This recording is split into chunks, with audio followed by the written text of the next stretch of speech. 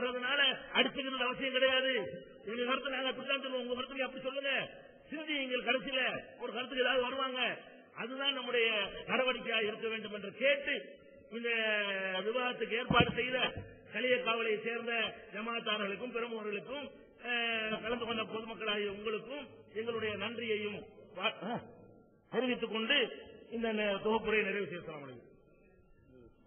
அஸ்ஸலாமு அலைக்கும் வரஹ்மத்துல்லாஹி வபரகாத்துஹு. மதுஹபில் இருந்து எத்தனையோ எடுத்து வச்சோம், பதில் தெரியல. நாங்க தான் சொன்னோமே, நீங்க படிச்சு காட்டிட்டு கிதாபை தாங்க பதில் சொல்றோம் சொன்னோம்ல. நீங்க நாங்க சொன்ன மாதிரி படிச்சு காட்டிட்டு கிதாபையும் நீங்க தந்து நாங்க பதில் தெரியலன்னு வச்சுக்கிறோங்க. நீங்க சொல்ற கரெக்ட். நாங்க கேட்டோமே, ஏன் தெராசு வச்சு படிச்சீங்க, முழு கிதாபை வச்சு படிச்சுங்களான்னு கேட்டோமே, செஞ்சீங்களா? அப்ப படிக்க தெரியாதுன்னு சொல்லிட்டு தந்திருந்தாலும் நாங்க சொல்லியிருப்போமே. நீங்க படிச்சுங்காட்டல, படிச்சதுக்கு தெரியாதுன்னு சொல்லல, வச்சுக்கிட்டீங்க. சும்மா வெறுங்கிட்டாப்ப நாங்க அப்படி சொல்லலையே, நீங்க தவறா விளங்கி இருக்கவங்க எங்களுடைய விவாதம். அடுத்து நீங்க பன்றியினுடைய இறைச்சியையே மட்டும்தான் மார்க்கத்துல விளக்கப்பட்டுக்கிற சான்று நேரடியா கிடைக்குது, மற்ற பத்தி நேரடியா கிடைக்கல. பேணுதல்னால மார்க்கத்துல கூடும், பேணுதலுக்கான விட்டுருங்க அப்படிங்கிறது என்ன அர்த்தம்? ஏன் இப்படி சொன்னீங்க? அருவருக்கத்தக்க ஒரு பிராணுடைய விஷயத்தில் இப்படி சொல்லலாமா? வாபஸ் வாங்கிட்டோம், அது வரைக்கும் இதனுடைய நிலை என்ன மறுமையில? அதை நாங்க கேட்டோம், நீங்க பதில் சொன்னீங்களா? பெண்கள் எல்லாம் பள்ளிக்கு வாங்கன்னு சொன்னீங்க, கூடும். நீங்க ஆண்கள் சொல்லும் பொழுது தொடைய மறைக்க தேவையில்லை. நீங்க பெண்களை பள்ளிக்கு அழைத்து விட்டு ஆண்கள் தொடையை காட்டலாம் என்று சொன்னீர்களே, இது ஆபாசம் இல்லையா?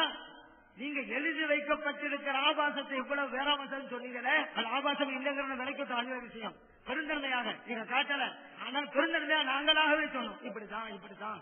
அது தோப்புறதுனால எங்களை எல்லாத்தையும் சொல்ல முடியல. ஆரம்பத்தில் தந்துதான் சொல்லியிருப்போம், அது ஒரு விஷயம். அப்ப இது எழுதி வைக்கப்பட்டிருக்கிற விஷயத்தை இவ்வளவு ஆவேசம் பண்ணீங்களே, நடைமுறையில ஆபாசத்தை உருவாக்க முனைகின்ற சட்டத்தை சொல்றது நியாயமா? அப்படியானால் இப்படிப்பட்ட விளைவை ஏற்படுத்துகிற எழுத்துள்ள நூல்களை எல்லாம் எரிக்கப்பட வேண்டாமா? சிக்கு நூலை எரிக்கணும், மொழியில எரிக்கணுங்கிறீங்களே, இது அல்லவா எரிக்க வேண்டும்? அதனால அதுல இருக்க இது இருக்கலாம் கிடையாது. தப்புனா தப்புன்னு நாங்க சொல்லுவோம். இல்ல அந்த ரைட்னா நீங்க அதை நிலை நாட்டணும், இல்லன்னா எரிச்சிடணும், அடுத்த பதிப்பை போட மாட்டேன்னு சொல்லணும். அதை விட்டு அப்படித்தான் இப்படித்தாங்க கூடாது. இதுக்கு உங்களால் பதில் கொடுக்க முடிந்ததா? காலையில் நாங்க கேட்கத்தானே செஞ்சோம். நீங்க மதவை பத்தி பெருசா நினைக்கிறீங்களே, துண்டு போட்டுட்டீங்களே. விரலை ஆட்ட சொன்னது மட்டுமல்ல, அதன் மூலம் குடும்பத்தை ஆட்டி வைத்தீர்கள், தெருவை ஆட்டி வைத்தீர்கள், ஊரை ஆட்டி வைத்தீர்கள், நாட்டையே ஆட்டி வைத்து விட்டீர்களே. ஒரே வீட்டுக்குள்ள கணவன் மனைவி ஆளுக்கு ஒரு நாள் பெருநாள் உண்டாக்கிட்டீங்களே. மனைவிங்கிறது ஜாக்கு ஜமாத்து, அது ஒரு மதவு தான். ஜமாத்துன்னா மதம் நீங்க வச்சுக்கணும். அதே போல கணவன்கிறது தௌஹீத் ஜமாத்து, தௌஹீத் மதம் வச்சுக்கணும். இதுல என்ன நோம்பு வச்சுட்டே வர்றாங்க. திடீர்னு பார்த்தாக்கா மனைவி நோம்பு விட்டு பண்ண கொண்டாடுது, வெட்டல் போகலாம் சாப்பிடுறாங்க. என்னமா ஒரு ஆள் கேட்டாரு, என்ன அப்படின்ட்டு.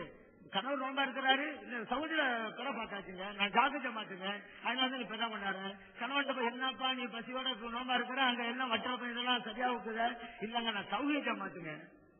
அடுத்த நான் நாளைக்கு தாங்க பெற கொண்டாடுவேன். சவுதியில பார்த்தா எனக்கு என்னங்க, என்ன இது வீடு ஒரே வீட்டுக்குள்ள ரெண்டு பெருநாள் எப்படி?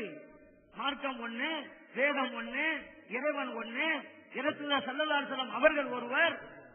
பெருநாள் மட்டும் ஒரே வீட்டுக்குள்ள இரண்டு எப்படி வந்தது? இதுவா ஒற்றுமை? மதுவப்பு பிளவு ஏற்படுத்தினீங்களே. அதனால இப்படி எல்லாம் பல விஷயங்கள்லாம் இருக்குது. சரி, அது இருக்கட்டும். ஒண்ணுதான் பதில் சொல்ல, நாங்க நம்ம தான் பதில் சொல்லிட்டே இருக்கோம். ஏன்னா அங்க கபுரண்டா உள்பகுதி தான், வெளியே எடுக்காது. ஆதாரத்தை தாங்க அலாங்கிற மாதிரி இருந்தா தாங்க ஒப்பு கொள்றோம். அப்படி தந்தியாலாம் அங்க பாருங்க அலான் இருக்கு மேலே, புரியுங்களா? சரி, ஒரு ஆள் அவங்க சொல்லுவோம், நான் உள்ளுக்குதான் இதை பொருந்துங்கிறது சொல்றேன். கபர்ல அடக்கம் பண்ணியாச்சு அப்படிங்கிறோம். உள்ளுக்கு அடக்கம் பண்ணோமா மேல போட்டு வந்துருவோமா? பொதுவா கபருண்டா உள்ளுக்கு தானங்க, அதான் நம்ம சொன்னோம். அப்ப சல்லல்லாஹு அவர்கள் தெரியாத விளக்கம் உங்களுக்கு தெரியுதா? அப்ப உண்மையிலே மேலேண்டா அவங்களே சொல்லி இருப்பாங்களே. அதான் எங்களுடைய கேள்வி. இரத்துல சொல்லலாம், அவங்கதான் சொல்லித்தர மார்க்கத்தை. அவங்க மேலன்னு சொல்லாம இருக்கும்போது நாம அவனை பூத்தக்கூடாது, மேல தாண்டு அந்த அதிகாரம் நமக்கு இல்ல. இறைவனுக்கும் இரத்துல சொல்லலாம் அவங்களுக்கு மட்டும்தான் மார்க்கத்தை சொல்கிற அதிகாரம் இருக்கிறது. அதனால ஜியாரத்து செய்வதாலாம் சுட்டு வந்துடுறாங்க. ஏன்னா சொல்லலாம் ஜியாரத்தை செய்ய சொல்லி இருக்கிறாங்க. செய்யதான் நன்மை உண்டு. அதுதான் பள்ளிக்கும் தர்காவுக்கும் வித்தியாசம் இருக்கு. அங்க தொழுகிறோம், இங்க ஜியாரத்து செய்யறோம். தர்காவுக்குள்ள பாப்பீங்க, நான் ஜார் செஞ்சுட்டே இருப்போம். பாபு சொல்லுவாங்க பக்கத்துல கட்டுற பள்ளிக்கு போயிடுவோம். நாங்க அந்த கபரிலேயே கபரை வழங்குவதாக இருந்தா பள்ளி எதுக்கு நாங்க கட்டி வச்சோம்? எங்களுக்கு கபரே போதுமே, பள்ளி ஏன் கட்டி வைக்கிறோம்? நாங்க ஜாரத்து பண்ணிட்டு இருக்கோம். பாபு சொன்னா ஏன் போனோம்? ஏன் நாங்க நல்லா புரிஞ்சு வச்சிருக்கிறோம். பள்ளியா தொழுகை அங்கதான் போனோம், தர்காண்டா ஜாரத்து. ஆனா ரெண்டுமே இறைத்துள்ள சல்லல்லாஹு அவர்களுக்கு கட்டுப்பட்டு நடக்கிற செயல். அங்கதான் சொன்னாங்க தொழுங்காண்டு, பள்ளியில தொழுகிறோம். அங்கதான் சொன்னாங்க ஜார் செய்யுங்க, தர்காவுக்கு போறோம். அல்ல ரசூலுல்லாஹ் மாறு செய்யல. நீங்க பொது கபரிஸ்தானம் போலாம், தர்கா போக கூடாது அப்படி எந்த ஹதீஸ்ல இருக்கிறது? கபரை ஜாரத்து தான் இருக்குது, தர்காவுல அந்த கபர் தான் இருக்கிறது. நீங்க வகைப்படுத்தினா என்ன ஆதாரத்தை காட்ட முடியும்? குர்ஆன்ல ஹதீஸ்ல இருந்தோம். அப்படி அவங்களே சொல்லிட்டாங்க, இவங்க எல்லாம் விவரம் உள்ளவங்களான்னு. அதைத்தான் நாங்க ஏற்றுக்கொண்டு சொல்றோம். விவரம் அறிந்தவர்கள் சொல்லுகிறோம், ஜாரத்துன்னு ஒண்ணு இருக்குது, பெரியவர் இறை நேசருடைய ஜாரத்து ஒண்ணு இருக்கிறது, அது பரம் நடங்க அப்படி நம்ம சொல்ல காரணம் அதனாலதான். அடுத்து இந்த ஜாரத்து எவ்வளவு ஏதா பேசக்கூடியவங்க இறைவனுக்கு கையெழுத்துன்னு சொன்னாங்களே, அவங்களே சொன்னாங்க, அந்த சப்ஜெக்ட் எடுத்து வச்சாங்க.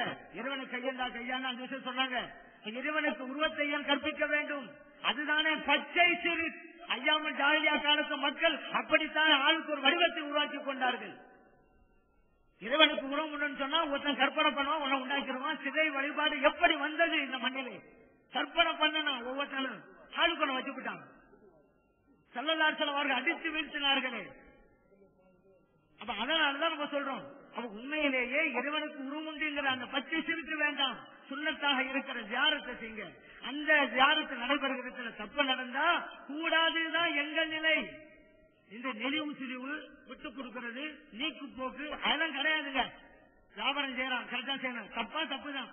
பயணம் போறான் தப்பு செஞ்ச தப்புதான். எங்க இடத்துல வீட்டில இருந்தாலும் சரி, வெளியே இருந்தாலும் சரி, தெருவில் இருந்தாலும் சரி, பள்ளிவாசல் இருந்தாலும் சரி, பள்ளிவாசலுக்கு செருப்பை தூக்கிட்டு போறான் தப்புதான். அதுக்காக பள்ளிவாசல் வேணாம்னு சொல்ல முடியுமா? தப்பு எங்கதான் கூடாதாங்க. அந்த இடத்துல செஞ்சாங்க, செஞ்சாங்க, பள்ளிவாசல் தப்பு பண்றாங்க, முடிஞ்ச அளவுக்கு சொல்லிக்கிட்டு இருக்கோம். மக்கள் திருந்த மாதிரி திருந்துட்டு நம்ம சொல்லாம இல்லையே, நம்ம எழுத்துல எழுதாம இல்லையே, நம்ம பத்தி தான் எழுதிருக்கிறோமே ஜார சமாளம் தப்பு இருந்தா கூடாதுன்னு சொல்லி. தப்பு நடந்தா ஓகேதாங்க, இதுவே கருத்து இடம் இல்லை.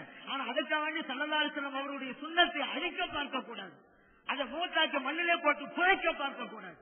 முடிந்தவரை அதை ஹயாத்தாக்கணும். ஸல்லல்லாஹு அலைஹி வஸல்லம் சுன்னத்து அல்லாஹ்வுடைய ரசூல் சொல்லி இருக்கிறாங்க. இப்ப நாங்க உயரம் உயரம் அப்படின்றது அல்லாஹ்வுடைய ரசூல் சொன்னதுன்னு ஆதாரமா காட்டணும் அப்படின்னாங்க. ஹதீஸ் அதான் நாங்க ஹதீஸ் அப்படியா? உசூலுல் ஹதீஸ்ல என்ன இருக்குது? சஹாபா பெருமக்களுக்கு எல்லாம் ஹதீஸ் சொல்ல முடியாதா? உசூலத்தில் அப்படி இல்லையா? சரி, அது இருக்கட்டும். அல்லாஹ்வுடைய ரசூல் சொன்னாதான் மார்க்கத்தில் ஏற்றுக்கொள்ளணும் அப்படின்னு சொன்னாங்கன்னா, நம்ம சஹாபா பெருமக்கள் காலத்திலேயே ஸல்லல்லாஹு அலைஹி வஸல்லம் கபர் எப்படி இருந்தாலும் ஆதாரம் வச்சிருக்கிறோம். ஆயிஷா சித்திகா ரலியல்லாஹு அன்ஹா யாரு? அவங்க தான் தெரிந்து காட்டுறாங்க கபர் உயரமா இருக்கா இல்லையா?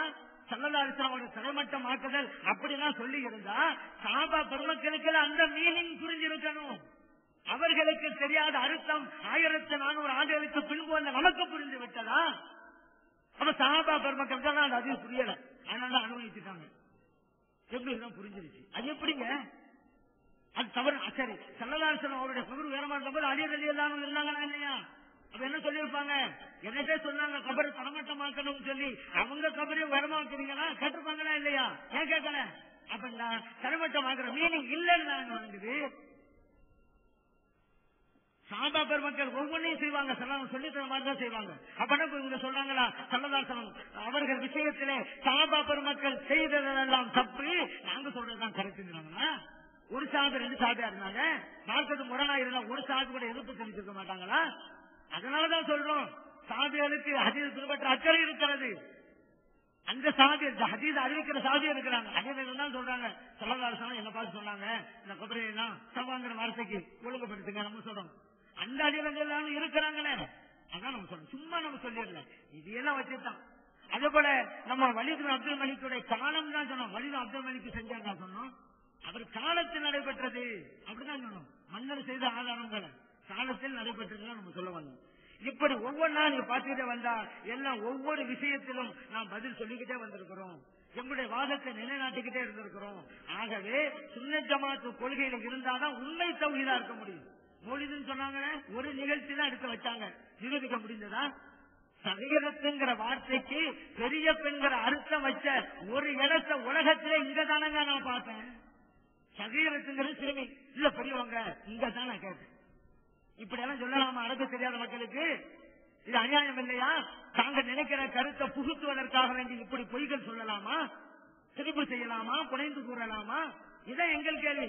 ஹதீஸ சொல்லுங்க, இருக்கிற மாதிரி சொல்லுங்க. குர்ஆன் வசனத்தை சொல்லுங்க, இருக்கிற மாதிரி சொல்லுங்க. ஏன் மாற்றி சொல்றீங்க?